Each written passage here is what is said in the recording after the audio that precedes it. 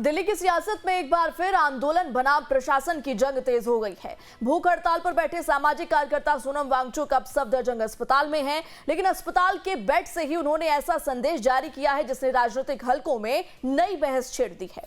तो वांगचुक ने 20 जुलाई के संसद मार्च को भारत का दूसरा आजादी आंदोलन बताते हुए लोगों से बड़ी संख्या में पहुंचने की अपील की। वहीं दिल्ली पुलिस का कहना है कि उनकी बिगड़ती सेहत को देखते हुए डॉक्टर्स की सलाह पर उन्हें अस्पताल में भर्ती करवाया गया है।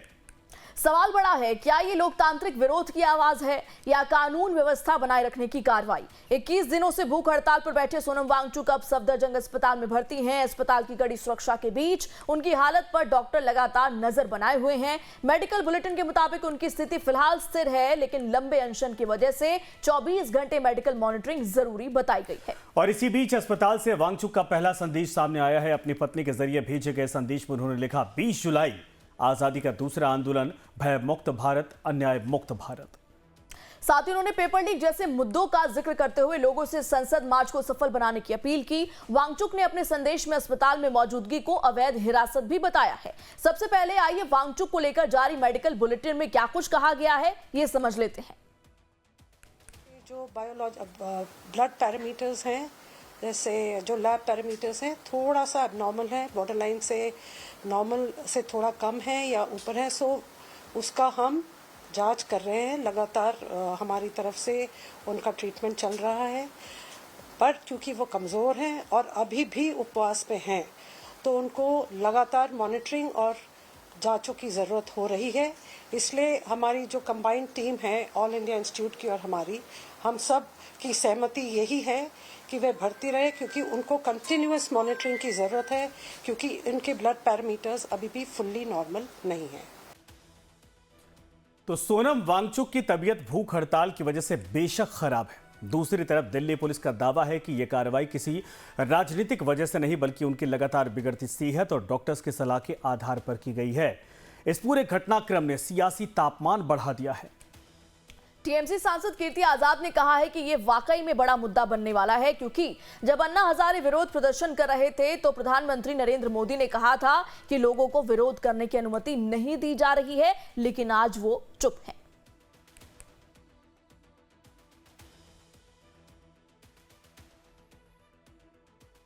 तो एक तरफ हनुमान जी को नचा देते हैं, राम मंदिर में डकैती करवा देते हैं, इनकी क्या आस्था है? इन लोगों के बारे में वीएचपी, ये बीजेपी, ये आरएसएस एक ही थाली के चट्टे बट्टे हैं। सरकार चलाना इनको आता नहीं। अगर चलाना आता तो याद रखिएगा, अगर दुनिया भर में डेवलप्ड कंट्रीज जो हैं वहां शिक्षा और स्वास्थ्य मुफ्त में मिलती है और प्रत्येक व्यक्ति को पढ़ना पड़ता है, लेकिन यहां तो इनको मतलब नहीं है। अंधभक्त रहोगे, अनपढ़े रहोगे, अल्प ज्ञान जो है ना, वो बिल्कुल ज्ञान जो जिसके पास ज्ञानहीन से भी खतरनाक होता है। तो ये वही चाहते हैं कि अल्प ज्ञान रहे, उससे आगे नहीं हो। जहां 25,000 स्कूल, सरकारी स्कूल हर रोज बंद हो रहे हो, 1 लाख स्कूल से अधिक सरकारी स्कूल देश में बंद हो चुके हो, वो क्या नीट वीट के बारे में सोचेंगे? उनको कोई मतलब नहीं। तो एक तरफ टीएमसी सांसद ने इसे लोकतंत्र पर हमला बताया, तो वहीं महुआ मोइत्रा और सौगत रॉय ने भी वांगचुक को धरना प्रदर्शन से जबरदस्ती उठाकर अस्पताल में भर्ती करवाने पर सवाल खड़े किए हैं। There have been over 152 paper leaks in the last 10 years. About 8 crore students have been affected. This was one issue. The second issue we raised also was the illegal arrest and detention of Sonam Wangchuk today from Jantar Mantar, and the fact that there has been no outreach on the part of this government for this peaceful non-violent protest, and what is it being held under? Question paper leak, Sonam Wangchuk's fast Ram मंदिर पे चोरी, वो उठा, petrol ethanol का mixing के लेकर problem, और rise in prices of petroleum products and other products. तो मामले को लेकर एक तरफ टीएमसी ने दिल्ली की बीजेपी सरकार पर हमला बोला है, वहीं प्रशासन की कार्रवाई पर सवालिया निशान लगाए हैं। वहीं आरोप प्रत्यारोप को लेकर कांग्रेस भी पीछे नहीं है। कांग्रेस नेता राशिद अल्वी ने सोनम वांगचुक को कहा कि भारत के अंदर लोकतंत्र खत्म होता जा रहा, तानाशाही मजबूत होती जा रही है।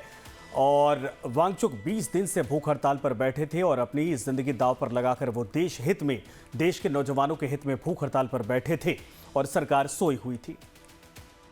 मैं सफदरजंग हॉस्पिटल गया था। ऐसे मौके पर जब भारत के अंदर लोकतंत्र खत्म हो रहा है, तानाशाही आ चुकी है और सरकार से मुतालबा करता हूं कि अगर एचआरडी मिनिस्टर को नहीं हटा सकते तो प्रधानमंत्री को इस्तीफा दे देना चाहिए।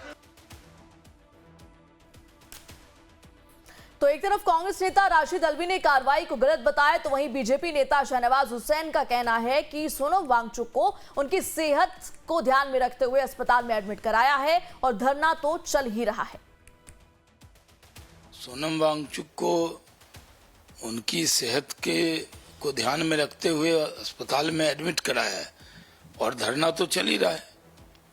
तो सरकार ने सोनम वांगचुक के सेहत का ध्यान रखा है, लेकिन इस पर बेवजह बयानबाजी की जा रही है। तो बहरहाल सवाल सिर्फ सोनम वांगचुक की सेहत का नहीं, सवाल यह भी है कि क्या आंदोलन की आवाज अस्पताल के बेड से और बुलंद होगी या फिर सरकार और प्रदर्शनकारियों के बीच टकराव और बढ़ेगा।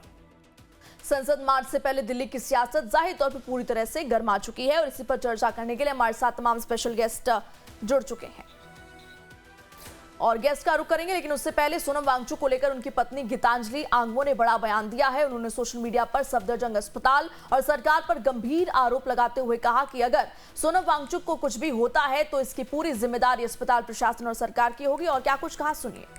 आपको उनकी हेल्थ की इतनी ही चिंता है तो आपने सिविलियन ड्रेस में पुलिस क्यों भेजा और इतनी बेरहमी से क्यों उनको उठा के स्ट्रेचर में डाला और लेके गए। आप प्रॉपरली आके एक मेडिकल टेस्ट कर सकते थे और आप उनकी फैमिली को कह सकते थे कि ये लो है इसलिए हम ले जाना चाहते हैं। वो तरीका होता है एक डेमोक्रेसी में, अगर आप ट्रूली उनकी हेल्थ के लिए चाहिए थे।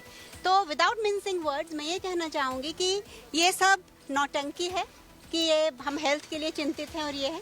उनको बस डर था कि अगर कल मार्च में सोनम निकल पड़े तो लाखों साथ में जुट जाएंगे, सिर्फ दिल्ली में ही नहीं पूरे देश भर में, और उनको ये रोकने की वो कोशिश कर रहे हैं। लेकिन उनको ये नहीं पता कि सोनम के होने से जितने लोग आते थे और आने वाले हैं, उनके ना होने से उसके दुगने लोग आएंगे, उससे दुगना जोश होगा। क्योंकि ये जिसके हम अगेंस्ट लड़ रहे हैं एजुकेशन सिस्टम में, वो हमें हर जगह दिखाई दे रहा है। Misuse of police force, misuse of judiciary, misuse of education system, misuse of media, हर जगह हमको यही दिख रहा है। तो ये इससे और भी हाईलाइट हो गया कि ये कैसे उनकी हेल्थ के लिए नहीं था। और सीधा रुक करते हैं, हमारे साथ तमाम स्पेशल गेस्ट जुड़े हुए। डॉक्टर विजय कुमार सिंह, राहुल लाल, शेखर कुमार, आप तीनों राजनीतिक विश्लेषक हैं, तीनों का बहुत बहुत स्वागत लाइव टाइम्स पर। शुरुआत करना चाहूंगी डॉक्टर विजय कुमार सिंह आपसे। 20 जुलाई यानी कल संसद मार्च निकलने वाला है, जिसको लेकर के सोनम वांगचुक ने इस मार्च को एक नाम दिया है। कहा यह है कि यह भारत का दूसरा आजादी आंदोलन है। इसको लेकर के आप क्या टिप्पणी करना चाहेंगे? देखिए प्रेरणा जी, ठीक है, वो उनकी सोच है कि ये दूसरा आजादी मार्च है। स्वतंत्रता बाद के जितने भी आंदोलन हैं वो अपने को आजादी मार्च कहेंगे, तो 1947 में देश में क्या हुआ था हमको समझना पड़ेगा। ये पूरी तरीके से आम युवाओं को गुमराह करने के तरीके हैं। आपको याद होगा अन्ना आंदोलन ऐसे ही अच्छी बातों को लेके शुरू किया गया था, लेकिन उसके बाद में दिल्ली में जो सरकार बनी, उस सरकार ने उन सारे लोगों को अपने साथ लिया जो आंदोलन में जिनको वो बुरा कहा करते थे। तो ये है राजनीतिक महत्वाकांक्षा से प्रेरित उन नेताओं को जिनको राजनीतिक सत्ता की अभिलाषा है लेकिन मिल नहीं पाई है, उन सारे लोगों को इकट्ठा करके और उनको कैसे राजनीति में स्थान मिले, उनको कैसे जनता में स्थान मिले, उसकी यह पृष्ठभूमि है। और इस पृष्ठभूमि को जिस तरीके से तैयार किया जा रहा है उससे हो सकता है सत्ताएं बदल जाएं, नेता बदल जाएं, महत्वाकांक्षी लोगों को स्थान मिल जाए, लेकिन युवाओं की वो स्वाभिमान की इच्छा, युवाओं की वो शिक्षा की इच्छा, युवाओं के भारत में रह के भारतीय बनते हुए स्वाभिमान और सक्षम बनने की इच्छा वो पूरी होने वाली नहीं है। वो पूरी करने के लिए उनको संवेदनशील होना पड़ेगा और इन गुमराह लोगों के चक्कर में नहीं आना पड़ेगा। नहीं, ये देश के युवाओं की तो बात सोनम वांगचुक कर रहे हैं डॉक्टर विजय, अच्छी शिक्षा व्यवस्था की बात कर रहे हैं, नीट मामले को लेकर क्लियरिफाई करने की बात कर रहे हैं, यूथ बड़ी संख्या में वहां पर जा रहे हैं। एक चीज मुझे इस बात का जवाब दीजिए ताकि मैं इसका ये मैं संजय जी हाँ, इस शिक्षा व्यवस्था के लिए जंतर मंतर पे अनशन करने की जरूरत नहीं है। अच्छी व्यवस्था के लिए शिक्षण संस्थाओं में उनसे प्रेरित लोग जो हैं उनको अच्छी शिक्षा के लिए कैंपस में ऐसा काम करें कि वहां पुलिस ना घुसे और वहां आंदोलन ना हो। तो सर कौन करेगा ये? 12 साल से सरकार से उम्मीद तो लगाकर बैठे थे, लेकिन 12 साल में कुछ नहीं हुआ, तो ये सड़कों पर उतरे हैं, ऐसा इनका कहना है कि भाई हमको नहीं उम्मीद लग रही। बहुत कुछ हो रहा है और 12 साल के पहले भी बहुत कुछ हुआ है। तो सरकारों से शिक्षा में सुधार को हम नहीं जोड़ सकते। सुधार अनावरत प्रक्रिया है, लेकिन शिक्षा में जब से पुलिस का प्रवेश शुरू हुआ और शिक्षा के कैंपसों में मतलब आप कह रहे हैं कि सोनम वांगचुक लोगों को गुमराह कर रहे हैं। शेखर कुमार जी, ठीक है सर, मैं आता हूं, थोड़ा समय सबको देते हैं। शेखर कुमार जी, देखिए ऐसा है, जो अभी बात कह रहे थे हमारे साथी विश्लेषक, यहाँ पर शिक्षा जो है उसका स्तर यह है कि प्रधानमंत्री कहते हैं कि रील बनाना और पकौड़े तलना रोजगार है। आज भाजपा के सारे नेताओं के बच्चे जो है वो विदेशों में पढ़ रहे हैं, यहाँ हमारे बच्चों से वो रील बनवाना चाह रहे हैं। एक नीट को लेकर अगर बात थी तो संवाद करने में सरकार को प्रॉब्लम क्या था, और इतने दिन के अनशन के बाद सरकार ने क्या किया, इलीगली डिटेन करा। और डिटेन इसलिए करा, जो हाई कोर्ट का ऑर्डर था, कल भी मैंने डिबेट में इसी में बताया था, हाई कोर्ट ने कहा था कि आप उनके स्वास्थ्य का ख्याल रखें। वहां पे तो ऑलरेडी डॉक्टर मौजूद थे और सोनम वांगचुक के भरोसेमंद डॉक्टर मौजूद थे। रोज बुलेटिन आ रहा था, हेल्थ बुलेटिन। क्या आपको डॉक्टर पे कोई संदेह था, कोई ऐसी रिपोर्ट आई कि वो डॉक्टर अपना काम नहीं कर रहे? आपको अलग से एक सामान की तरह कफन के अंदर बांध के ले गए आप सोनम वांगचुक को। आपने पूरे देश को बता दिया कि इस सरकार का शिक्षा भिक्षा से कोई लेना देना नहीं। जब भी यूनिवर्सिटी की बात होती है, चाहे वो डीयू की बात हो, जेएनयू की बात हो, हर जगह पुलिस ले जाने वाली यही सरकार रही है। और छात्रों के लिए अगर जरा सा भी सरकार के मन में कोई भी विचार होता तो वो यहाँ पर संवाद करता। और ये मैं एक बात बताऊं कि किसी भी आंदोलन में, जैसे घरों में होता है ना कि जब तक माता पिता कमा रहे हैं तब तक बच्चे बहुत आराम से बैठे होते हैं, घर में कुछ ट्रेजेडी हो जाए, कहीं कोई पेरेंट बीमार पड़ जाए और सारे बच्चे उसी टाइम अपनी जिम्मेदारी समझ के काम करने लगे। आज उस आंदोलन की वो हालत हो गई है। जैसे इन्होंने सोनम वांगचुक को वहां से उठाया, इलीगल डिटेंशन में रखा, आज वहां पे जिस प्रकार से और जिस दृढ़ निश्चय से लोगों की संख्या 10 गुना 20 गुना बढ़ गई है, वो ये बता रहा है कि ये सरकार अब फंस चुकी है। जैसे इन्हें किसानों से माफी मांगनी पड़ी थी, तीनों काले कानून वापस लेने पड़े थे, आज वही इतिहास दोहराया जाएगा। और अगर अभी भी सरकार नहीं चेती तो ये बहुत बड़ा मतलब एक भारत में बदलाव होने जा रहा है। ये कोई छोटी बात नहीं, क्योंकि पिछले 4-5 दिनों के अंदर जिस तरीके से सारा विपक्ष भी वहां पे साथ में आ रहा है, देश के आम लोग और तो और भाजपा नहीं, यही तो आरोप बीजेपी लगा रही कि ये आंदोलन नहीं बल्कि ये भड़काने वाली राजनीति की जा रही है। सर मैं आता हूं दोबारा आपके पास। राहुल लाल जी, डॉक्टर विजय भी कह रहे कि भाई ऐसे लोगों से बचकर रहना चाहिए, युवाओं का भविष्य बर्बाद करेंगे, इससे कुछ होना जाना है नहीं, अपनी राजनीतिक जमीन तलाशने की कोशिश कर रहे, और ये एक भड़काने और बहकाने की राजनीति है युवाओं को। संजय जी, अभी यहाँ पे ये कहा गया कि अगर आपको अपने स्वर्णिम भविष्य युवाओं को बनाना है वो अपने कैंपस में कुछ अच्छे कामकाज करें। अब तो उच्च शिक्षा तो बहुत दूर की चीज हो गई। जब नीति आयोग की रिपोर्ट ये चीज कहती है कि भाई 93,000 स्कूल बंद हो गए, 1,04,000 स्कूलों में केवल एक शिक्षक है, जहां तो प्राथमिक शिक्षा ही संकट में। उच्च शिक्षा की स्थिति कभी जाके अगर फील्ड में जाके देखें हम लोग, तो उच्च शिक्षा की स्थिति तो ऐसी है कि अगर किसी यूनिवर्सिटी में अगर 20 वहां पे जो है कि अगर सैंक्शन पोस्ट है तो उसमें से एक आध कोई व्यक्ति है वहां पे।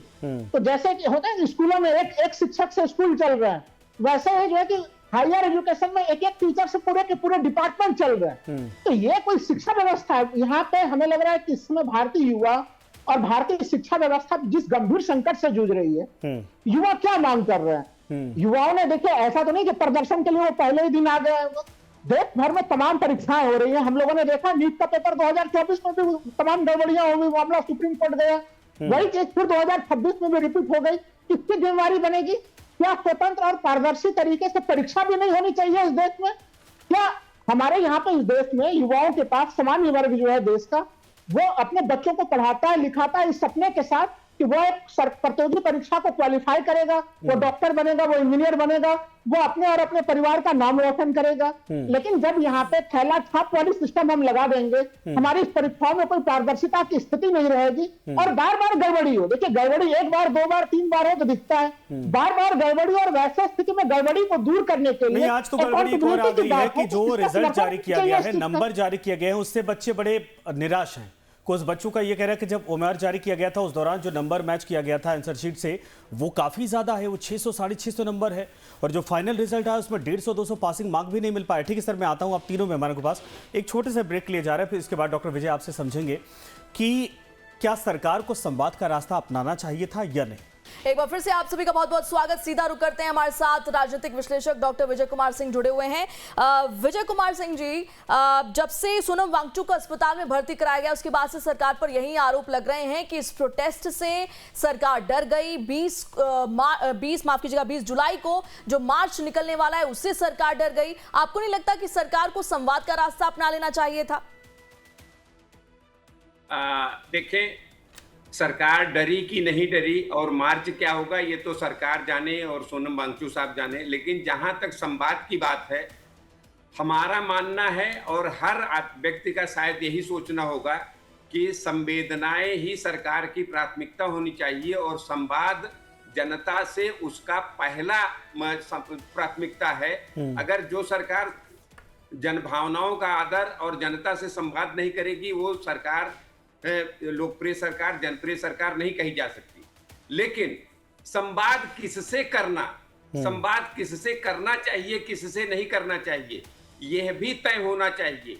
क्या हम जो है ऐसे व्यक्ति से संवाद करें जो एक योजना पूर्वक आंदोलन में बैठा हो? क्या हमको ऐसे काम में जो इलेक्शन आ जाए तो जनता की भावनाओं को उठाए, ऐसे व्यक्ति से संवाद करना चाहिए? हम आप किसकी बात कर रहे हैं, कॉकरोच जनता पार्टी या सोनम वांगचुक की? कि 1947 के बाद से आंदोलन से बहुत सारी सरकारें बदली हैं, बहुत सारे राजनीतिक परिवर्तन हुए हैं, लेकिन जन भावनाओं का आदर करने वाली कोई सरकार नहीं आई। आपको याद होगा, इमरजेंसी जैसे आतताई व्यवस्था के बाद सरकार बदली, लेकिन वो 2.5 साल भी नहीं चल पाई। इसलिए नहीं चल पाई नहीं, एक सेकंड सर, एक सेकंड, थोड़ा समय कम, इसीलिए कट टू कट में पूछ लेता हूं। डॉक्टर विजय, जरा ये बताइए, आप किसका जिक्र करें? क्या सोनम वांगचुक काबिल व्यक्ति नहीं थे जिनसे संवाद किया जा सकता था? काबिल व्यक्ति हैं कि नहीं है, हम ये नहीं कहेंगे। लेकिन जिस तरीके से उनकी लोकप्रियता और जिस तरीके से उनका पर्यावरण का काम है, हम सब लोग उनका आदर करते हैं। लेकिन जो तरीका है, अरे लोकतांत्रिक तरीका है सर, हथियार लेकर नहीं बैठे थे वहां पर, अनशन कर रहे थे, हंगर स्ट्राइक था। आप कौन सा तरीका हो सकता है? बात कर रहे हैं, आप कौन सा तरीका हो सकता है, मुझे ये बताइए ना। आप सत्य बोल रहे हैं। एक सेकंड, राहुल जी, आपने आधा बात तो नहीं, आप सुन लिया, मैंने बहुत ध्यान से सुना आपको। मैंने सुना ध्यान से, मैंने सुना फर्स्ट फरवरी सुना, सेकंड फरवरी। अब समय खत्म हो चुका है सर, समय खत्म हो चुका है। संवाद जरूरी है, लड़ाई नहीं। हम इस मंच से भी ये मैसेज देना चाहते हैं, संवाद जरूरी है, लड़ाई नहीं, लड़ाई नहीं, लड़ाई नहीं। शेखर जी, मैं चाहूंगा फाइनल कमेंट आप कर दें। संवाद जरूरी है, लड़ाई नहीं। शेखर जी, सरकार को बात करनी चाहिए। ठीक है, लग रहा आवाज नहीं जा रही। आप दोनों मेहमानों का, तीनों मेहमानों का जुड़ने के लिए शुक्रिया हमारे साथ। लेकिन ये जरूर है कि ये मुद्दा, आप देखिए, सदन का सत्र शुरू होने वाला है और ऐसे में ये बड़ा मुद्दा विपक्ष की तरफ से बनाने की तैयारी है। लेकिन बहुत सारे लोग ये पूछ रहे कि व्यवस्थाओं को सुधारने के लिए अगर कोई आंदोलन हो रहा था तो क्या सरकार का जो तरीका था वो सही था या नहीं था, ये हम आप पर छोड़ते हैं। बिल्कुल, आज इस शो में इतना ही, लेकिन लाइव टाइम्स पर खबरों का सिलसिला लगातार जारी है। आप बने रहिए हमारे साथ।